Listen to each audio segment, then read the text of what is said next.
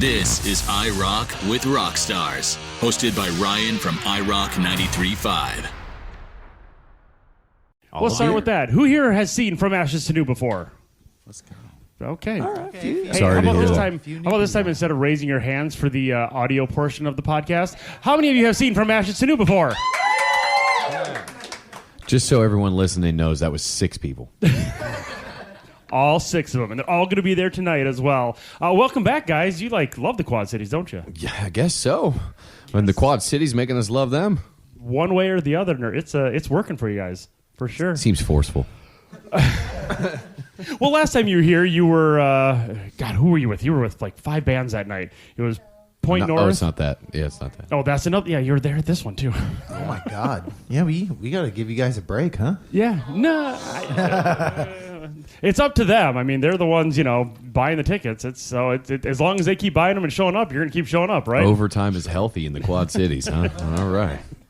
No, you guys were just here, but now you're back because you're just constantly on the road, aren't you? Yes. Feels like that. What is home? When is the last time you kind of took an extended break from touring? Extended? More than a month. The beginning of 2023, I know that because that was the last time I was skinny.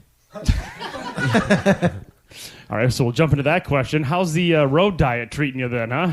Ass. Terrible, yeah. What's the first thing you grab in the morning? Monster. What's the last thing you I'm not a grab at coffee night? Before bed. Also Monster. What is the thing you grab throughout the day? My junk. You guys have been doing great things. I mean, even since last time you were here in May, we had an entire summer of another great song that we were playing from you guys with Barely Breathing. That one did. I think last time we talked, we were kind of like, yeah, we're going to put this one out and see what this does.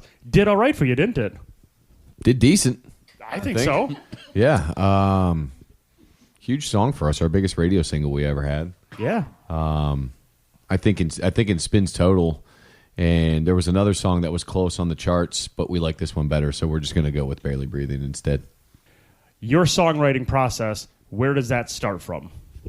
Does it start with a riff? Does it start with a lyric? Does it start with a theme? Where does it start from before you guys sit down? We all have a seance, and we ask spirits from other realms what kind of songs we should write. You can do that in the basement here, by the way.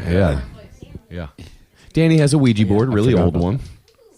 Has monster stains on it. Actually, that's what writes all of our lyrics. Yeah. It's not even us. I don't know who. I think it's some guy named Daryl. Perfect. I believe.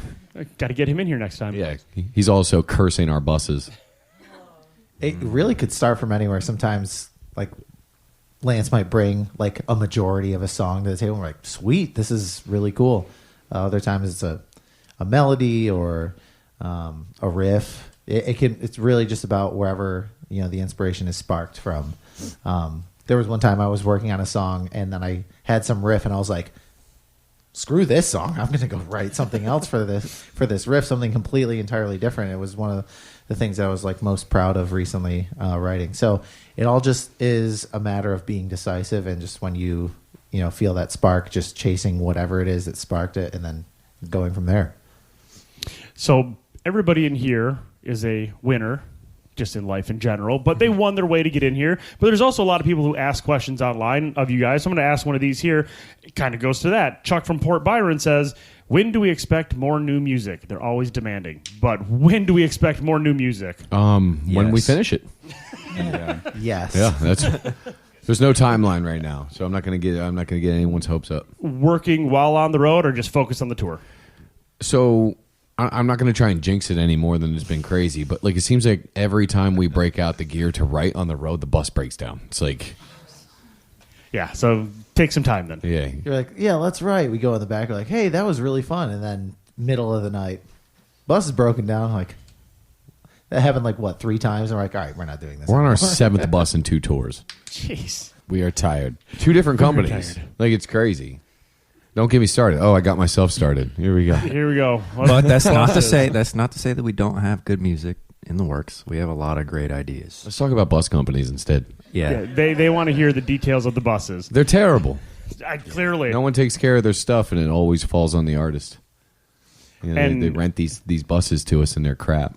And we're starting to look like puppets right now. Just our entire ends are just Fisted. Did you say fisted?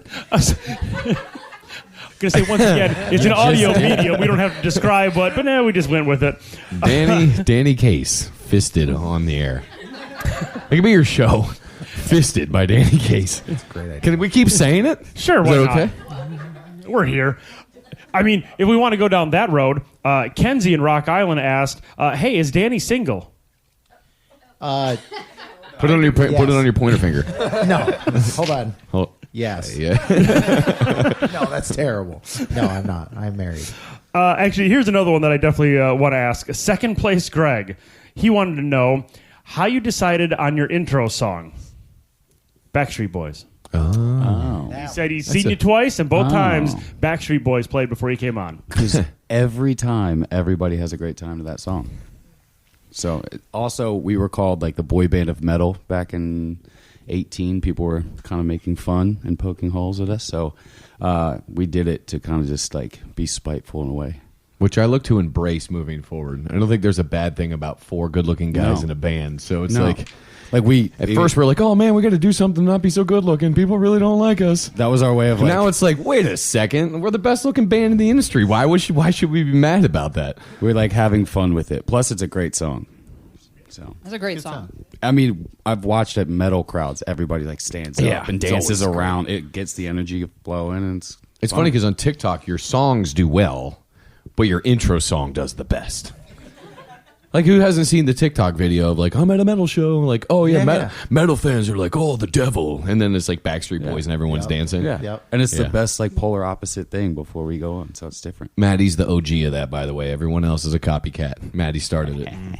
He's been wearing an NSYNC shirt till when? Yeah, I was Since wearing an when? NSYNC shirt back when we were out Well, with the like last Five time Finger we Them. talked, we were talking about it in sync / from Ashes to New Shirt. How's Yeah. that coming along? Because I've been checking the mail and like I haven't gotten anything. Did you not order it?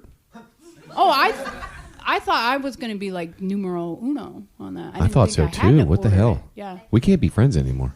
but anyway, we're going to put a pin in that. Talking about you guys being on tour and being on tour forever. One of the questions that I don't know who I was talking to, but when you have a night off, because you guys weren't playing last night, right? You had a night off. No, we Right, did. correct. So when you guys have a night off, what do you do? Do you guys do stuff together? Do you do like a team building thing, or do you guys kind of do your own thing? Because some bands do Very, team very building. corporate question. You're okay. Well, you're four good-looking guys. We trust. I mean, are we you, trust fall are all you, night. Yeah. Are you four good-looking guys that go out on the town together, or are you just four good-looking guys that do your own thing and just like, vibe on your own because you have a night off? What do Go you to do? the local bingo hall together. And we yeah. just scream bingo. The Backstreet At all the Boys hang elderly out at the people. They bingo get really hall. mad. That sounds awesome. Damn these kids! I guess it's kind of typical that most bands I feel like go Oh, do. y'all went and did something last night. Yeah, Yeah. went to a pool hall. No, you went somewhere else before that. Oh, You went to the movies. We went to the movies, so it's like We went and saw typically- Terrifier. Yes, Terrifier 3. I thought it was great. It's very brutal and over the top, but it's great. I love it. Typically, yeah, go get food, hang out at the hotel, you're by a mall, go to the movies. Maybe some people go to bars, things like that, but nothing really too crazy. I'm sorry, this is off topic. Is that band called the Pork Tornadoes? Okay, back on topic. We can deep dive Matt- into that if you want. Matt and Lance and I, we went to Cheesecake Factory, which it was actually It was the worst. terrible. Oh, it's Cheesecake terrible. Factory we've It's ever awful. had. It was, Oh crap! it was a little sad. It's one of our favorite meals ever. And it was But then they had an ruined. acai bowl after. It was really good. So That was that really was a good. pick me up. So that's about how interesting we are. I have like the night of a 70-year-old. Typically, that's the way that I am. I'm glad you guys made it here from the Cheesecake Factory because usually it takes 12 hours to read the menu. So I'm glad you got. It is a video. gigantic menu, It's right? thick. It is. And the then they Bible give of you the menus. skinny menu, and it's like, oh, okay. Let's go with this one right here. I know your answer already to this. Okay. What is the hardest part of the job? The job was that my answer? I thought it was gonna be the boss. Oh, Hardest part of the job. She called it a job. Stephanie did, but the hardest part of what you guys do. Let's go down the line. Let's start with Maddie. What do you got? It's kind of it could be a two thing for me. For me, my situation is very different than theirs. I don't have a family back home besides my family lives in Florida, but I don't have a wife or kids or anything like that. For me, it's the mental game of being out here, I would say. that sort of daily battle that you have with either insecurities or it could be an onset of depression and things like that. Constant battle that I have mentally with myself is probably the hardest thing for me. But I get the reward of going up there every night and proving to myself that I'm capable of certain things by performing and playing. So it's a cool little relief. That's a really good answer. I'm not going to try and top that. But no, for me, it's like a little bit like I agree with Maddie on that. Like I have a family, so it's really difficult to be away from them for so long, especially like my newborn who's 7 months right now. So, but I'm going to go like more literal and I'm going to go with like marketing. And it's just really difficult because there's always the story, especially like when I was a fan, there's always the story of like, oh, wow, that band was really good. Why did they not succeed or why did they disappear? And a lot of times it's, band members fight each other. You get a lot of that. Or someone's just not good at marketing. Or you'll hear a band and you'll go, oh, wow, they're really bad. Why are they as big as they are? And typically it's because there's someone in the band who's really good at marketing. So marketing is like the end game for everything, especially nowadays. Before, like in the earlier days, it was like you had teams that marketed, and as long as the band had really good music, people were able to find it and listen to it. Now your online personalities, your influencers, your musicians, your movie stars, or whatever you got to be to be in a band. So it's all marketing, and whoever's the best at marketing tends up being the best. And if you look at our industry, I'll drop a couple names of people who are genius doing it. First off, Ronnie Radke is incredible at marketing. That dude is like one of the best at marketing. Regardless of what you think of the guy, like it's his thing. It's his market. Ice Nine Kills insanely good at marketing. And I can go down the list all day long, but those are the two that stick out in my head that are really, really good at it. So that's the most difficult part. It's 24/7.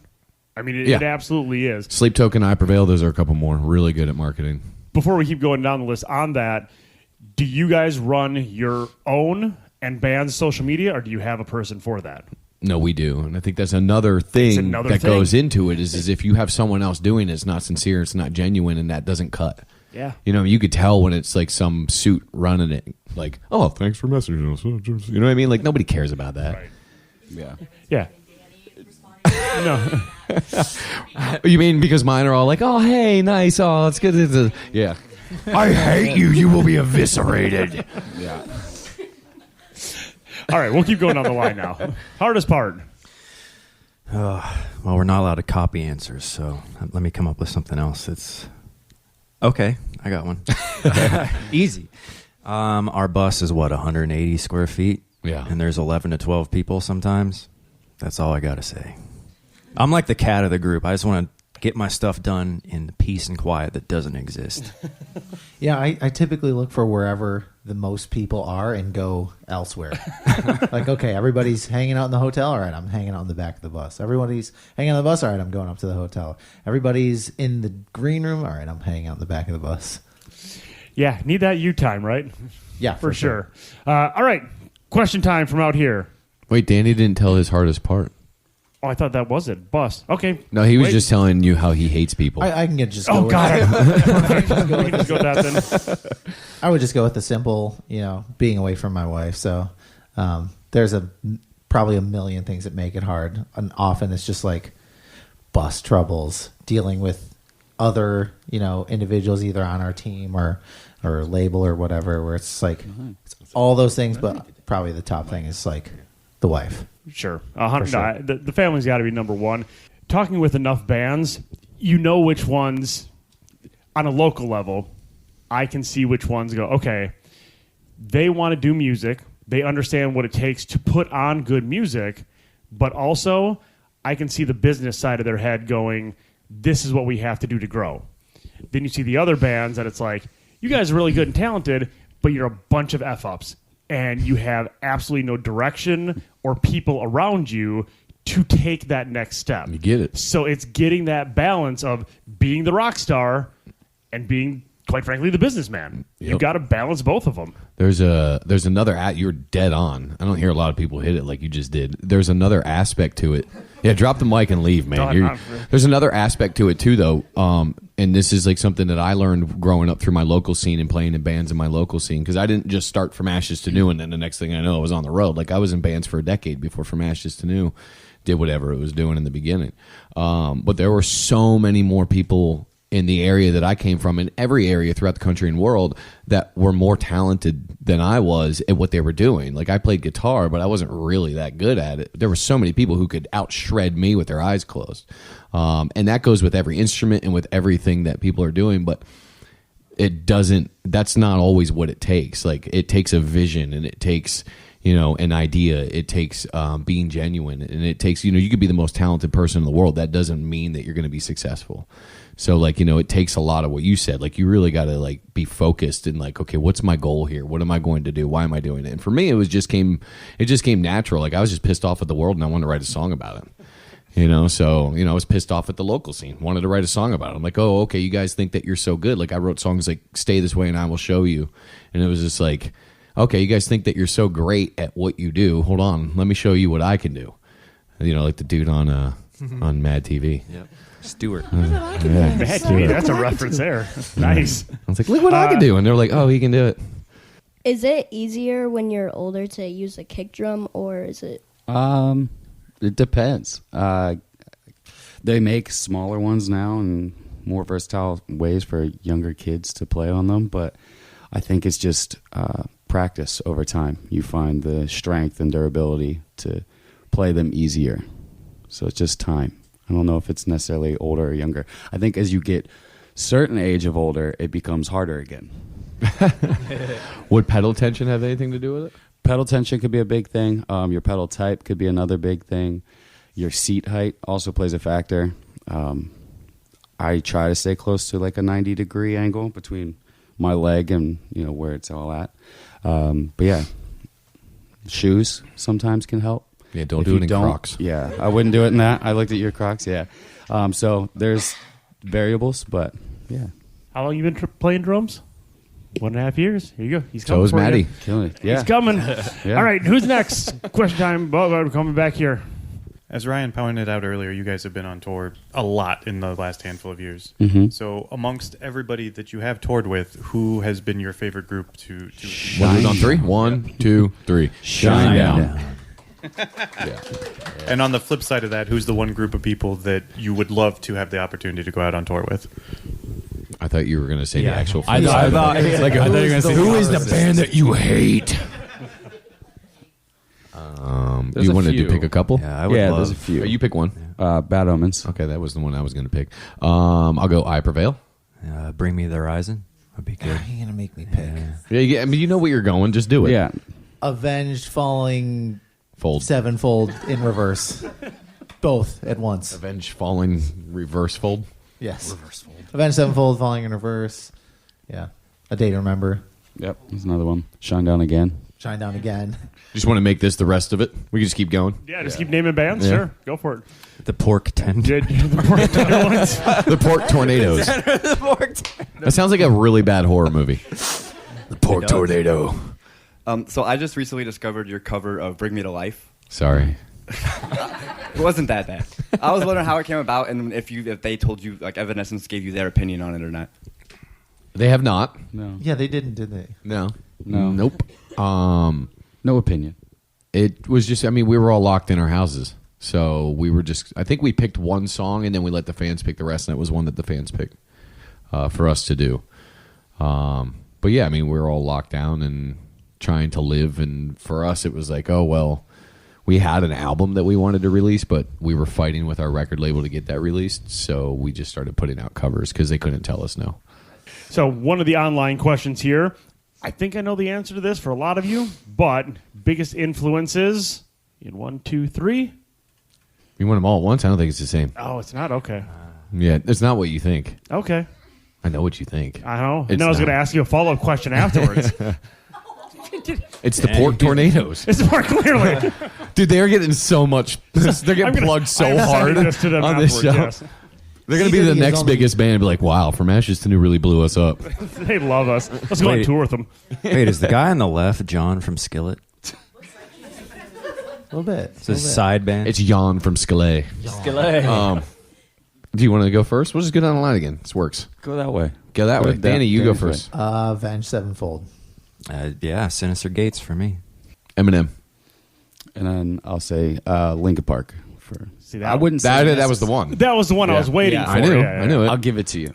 There's others, but Linkin Park, I would say, is the one that just like kind of merged both together. It's crazy, like the influence that they had on everything. And everybody. Yeah. Everybody, cross genre, they had Yep. so much influence. And see, I asked that question, which was a legit question, to then get that answer, to then ask you what you guys think of the new Linkin Park. Honestly, I haven't fully different. checked it out. It's definitely different. There's no way that they were going to please everybody. Like if they go out and find somebody who's just going to sound like Chester, there's something weird about that. And then also going and finding someone completely different, that's also going to piss people off. And so it's like they weren't going to please everybody. So they did what they felt like in the long run could keep them as an evolving band, I think. So good for them. It's definitely different. I mean, the songs are good. It just doesn't feel like what we're used to when it comes to Linkin Park. So I think that can be odd at times. You're like, wait, this is Linkin Park. And you're like, Right. it doesn't feel like it, but it's like it. But it is. But it and is. That's It's what they're still gonna. Mike That's and- what they're doing, and that's what they're moving forward with. So they have some good songs so far. Yeah, no, I like the two that they have out so far. All right, I have a who's few next? opinions on that. Go for it. I'm that going I'd to walk like to over here share. while you share opinions. I agree with Danny. I fell out of Linkin Park like as a really big fan after Meteora. So like I mean they had really good songs after that. But I think if it's your band, you can do whatever you want with it. I'm glad that they didn't ask to use Danny. That's something that I'm really happy about because they very well could have because Danny is in that vein and he's a very strong singer in our industry. So that could have been a thing, and I'm glad that it wasn't. And I want to go back to the previous question about the influence that Linkin Park had, because obviously that was what you thought the collective answer was going to be. And when I started From Ashes to New in 2013, because I had already been kind of over my Linkin Park era, because Meteora was kind of the end of my Linkin Park era, Hollywood Undead was actually the biggest influence to what I was doing at that time. Because Linkin Park was like, Hybrid Theory and Meteora was so edgy, with the exception of a few songs from like Minutes to Midnight and stuff like that. But those albums were so angsty, and I was such an angsty teenager. Like they hit so hard, and I'm sure I'm speaking for so many people out there when you talk about those two records. And then I heard Hollywood Undead, and I was like, whoa, this is like angsty Linkin Park on steroids. These guys are angry. And I was angry at that point. So Hollywood Undead was the biggest influence, but Linkin Park can do whatever they want. It's their band.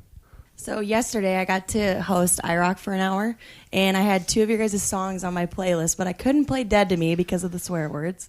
But I did get to play Hate Me Too, and every time I think of that song, all I could think of is your friend that couldn't make it to the barbecue. But Doug? Doug. Yes, her name is Doug. Doug, nice. What was the influence behind Dead to Me? That's a good question. I think we just wanted a song that was just like you were just like so over somebody, like, and was like, what's the most visceral way that you can say that? Just like, you're dead to me. And so that was, I don't remember how the beginning of that song like was incepted. Like, what did it start with a riff? Did it start? It was a It riff. started with your riff. It was the riff that we recorded at my house, and it ended up in the maybe folder. So we have folders. We have yes, maybe, no, and Danny's riffs. Because Danny just There'll be a 3-second thing. he's got a song right now that sounds like Donkey Kong. That's not a lie. But Dead to Me was a riff. And we were at the end of like creating the record, and we didn't have like a couple songs, and that was one of the ones we were like, hey, we should write to this. So it was like Danny's idea, like something that was super like, we hate you, or I hate you, like, but how can we say that in the worst way? Oh, like, you're dead to me. And the swearing thing, we realized after, I think, we're like, man, we drop F-bombs in every song on this record. I mean, that comes from a place, though, like, that we wrote that record in 2020 and 2021. Like, who didn't want to drop an F-bomb in 2020 and 2021, right? That was, I mean, it's because of those years, it's the new the. You know what I mean? It's not even, it's Yeah, not I want even to drop an F-bomb right now. I ain't gonna be mad at it. So yeah, I mean, we were super pissed. We wrote pissed off songs. This next record is going to be smooth jazz. It turns out you can still drop an F. Splash of polka. Drop it. I'm not gonna go full on and say one of you guys has to be replaced in your band. Like Chester had to be replaced. Oh But Jesus! I was like, what's happening? Let's say, Yeah, are you dividing let's us say, right now? What let's, ifs, let's the go what down the ifs. line and say you're coming up to a show and one of you guys can't play drums, can't play guitar, can't sing. who would be your ideal replacement for one show to play drums, play guitar, sing? Who do you want to take your place for one show? My guitar tech would be awesome. 'Cause Okay. He's a really big dude, and he looks like he'd be a famous rapper. So that'd be hilarious. He's a Him coming out and great playing rapper. metal guitar, but he looks like a rapper. Perfect. He's like 6'4", 350. Like he's like No, he's 280. okay, whatever. How do you know that? He's just talked about it. Oh, Yeah. okay. Thought We're maybe you- friends, man. Thought you were playing football or something. You guys. I would say for me it's unrealistic, but I would love. Well, besides Joey, my drum tech, because he rips. But I would say Travis Barker because that would just it'd be kind of sick. I'm gonna go with my rap tech. That doesn't exist. It should. So there's a few people I would love NF to. I'd be like, yo, dude, take my job. All right, let me stay home. That'd be sick. But I think that the most fitting would be either Charlie or Johnny from Hollywood Undead. They would probably be the most fitting for what I do. This is going to sound incredibly conceited, but I have no idea who could sing my parts live. It is a pain in the ass for me, and most. I don't know that most men could do it. So like, What about that chick from Lincoln Liz- Park? Do you think she? right, like that's like the only. Hey, I would love for M Shadows from Avenged Sevenfold to fill in. He's got a great range. Dude, if he did your vocals though, he'd have to get vocal surgery again, guaranteed. Like I don't know how you do some of the stuff that you do, man. He has a vice grip in his pocket that pinches his balls while he's singing. that's the secret. He just hangs from it. Industry secrets right there. Where was the? Oh, well, I should say that Bray and Moline sent this one. Where was the coolest venue you have ever played? The Rust Belt. I'm just kidding. He was from Moline. That's why I said it. Good that you remember that, though. That's good. You guys say it? You can say it, Lance. Speak for you and I. It doesn't exist anymore, right? Studio Coast in Tokyo. Oh, Jesus, One of those places. Danny just went 1943. breaking news: Japan is gone. My people. You're gonna get this canceled. Venue in Tokyo. So that was the coolest place for you guys. Yeah. Agree on the So ends sick. here? I mean, there's some. They haven't sick done that spots. either. There's some sick spots over there. Rock and Ring, Yeah, Rock there's Parker. some sick stuff in Germany. Coolest place we've played. What's the cool place we've played? You in like the States? arenas, so go with your favorite basketball. Oh arena. yeah, for sure. I'll go with the OKC Thunder arena because I was like, that was at the time. I think Russell Westbrook was still on the team, so I was like, this is sick. I was like, that guy was going crazy on that team, so I'll go with that one. There's a bunch. I've been very privileged to go across the world and see some really cool places. But a historic, like, really cool one would be Red Rocks. I got to play that. So When did you guys play that? we did not. I did that back in 2014 Okay. with another band I was with. That is new from Ashes to New Goal, for sure. Headline. That's one of those venues that I haven't been to, but I wouldn't care who played there. I just want to go to the venue.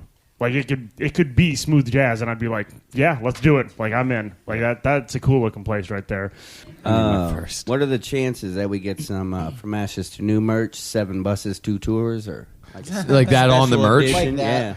Yeah. Oh man, I don't know that we want to put it out into Yeah. the universe anymore than it already is. it's getting tough, man. It's getting tough. We're starting to like hear noises tonight, and we're like, oh god, oh god. That could be funny, though. Do some bus T-shirts. Would they be like? They would be like our GoFundMe to pay back all the crap we had to pay for the bus breakdowns. Yeah. What'd the last one cost us? Just one Do you- breakdown. Should I say it? Sure. Yeah. $31,500. That was the last wake one. your aunt up. Yeah. That wasn't the time where we had 5 different buses. No, that was worse. We'll decide after we have this conversation if we want to leave it in the recording or not. But for all of you right here, when you see the price of the ticket, that's how you know why you're paying that price of the ticket. Everything is more expensive. The venue's more expensive. The bus is more expensive.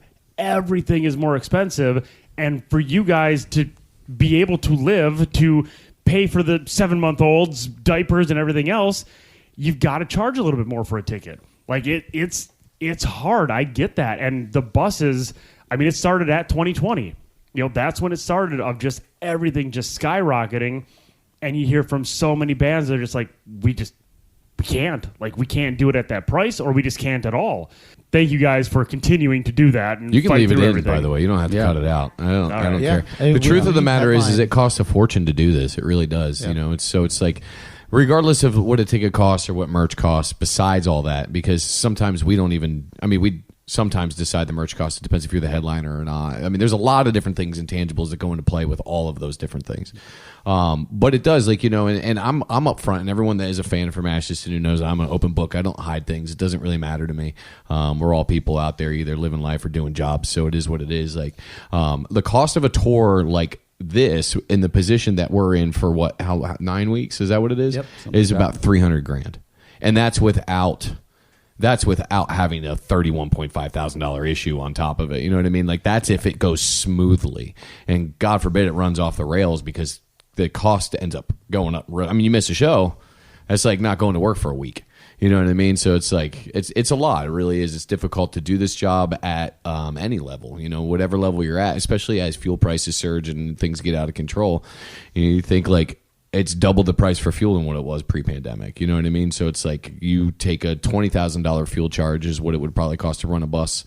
Now it's a $40,000 fuel charge. So yeah, it's insane. So I appreciate everybody. Everyone works really hard. I get it. And I know that I say this on stage too. Like, I know money's really tight with everybody. Like, and I know that everyone's like, all right, is it milk or is it a t-shirt? You know what I mean? So it's like, I appreciate that sometimes it's the t-shirt, because that's how I get my milk. You know what I mean? So yeah, I mean, it's difficult. It's hard for everybody, and I think that we're all just out here lifting each other up. Really, and that's what's happening. Is like, it goes both ways, and I think that the concert is the therapy for all of us. You say it on stage. Anytime I get to go up there and introduce anything, I say the same thing. You could be anywhere tonight. You chose to be here, spending your money, having your therapy, having your good time here with music, and I appreciate it a ton. Well, I think like the concert thing is like, it's euphoric. Like, you get to leave reality for a little bit, right? Like, and it's not like, for me, like, I'm sober, so like, I don't have like other ways to leave reality. You know what I mean? Like, I leave reality on stage. As soon as I'm on stage, like, everything else in the world, it doesn't exist anymore. It's just that moment. And I've been jaded in the industry, like, you playing with your favorite artists and traveling with your favorite artists and seeing them 100 times, a year or whatever. Like, you kind of get jaded to the experience that you guys have. And when we went and played Aftershock in Sacramento, and I went out, and I haven't seen Falling in Reverse since we've toured with them in like 2019. I hadn't seen them, so I went out, and like when they came on stage, I got that same feeling that you guys get. I was like, oh wow, this is so sick. Like, because he's done things to such a cool level. Like, it's awesome to witness the growth of like his show and his WWE personality that he has, and like, all that stuff. Like, it's cool regardless of what your thought is on the guy. Like, the product and the way that he has scaled it, to me, as someone who is into that nerd aspect of like the behind the scenes stuff, it's cool to witness that. And that goes with any other band. That if I can go out to front of house, like, who did we go see? Bad Omens. Like, Bad Omens in front of house was like, wow. And to have that, then I see where you guys are at, and I'm like, oh, this is so sick. And it reminds me of why we're all doing this. We're doing this because it's an escape from reality. And regardless of what your escape is and what your thought is on a band or an individual, it still is an escape, even if you're mad or you're happy. That was a good way to end it. Unless any of you have one more question, I got to walk all the way back here, and I've got the mic in my hand. It's your last chance. Do you guys have any certain or specific pre or post show rituals that you guys do? Yeah. We used to say specific things before we would go on stage and chant. Oh, yeah. But now it's random, depending on the day of the week and the city. Yeah, we do a little huddle right before we go on stage. While Backstreet Boys is playing, at the end, we have a chant. We, like they said, do it random now. Make something up every day, specific for the day.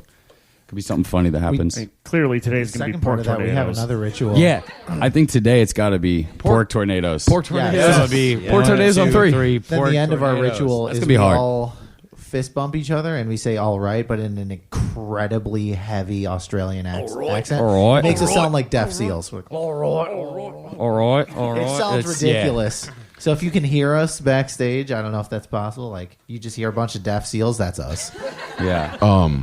When you started to say fist bump, I thought you were going to say we all fist each other. Back to fisting.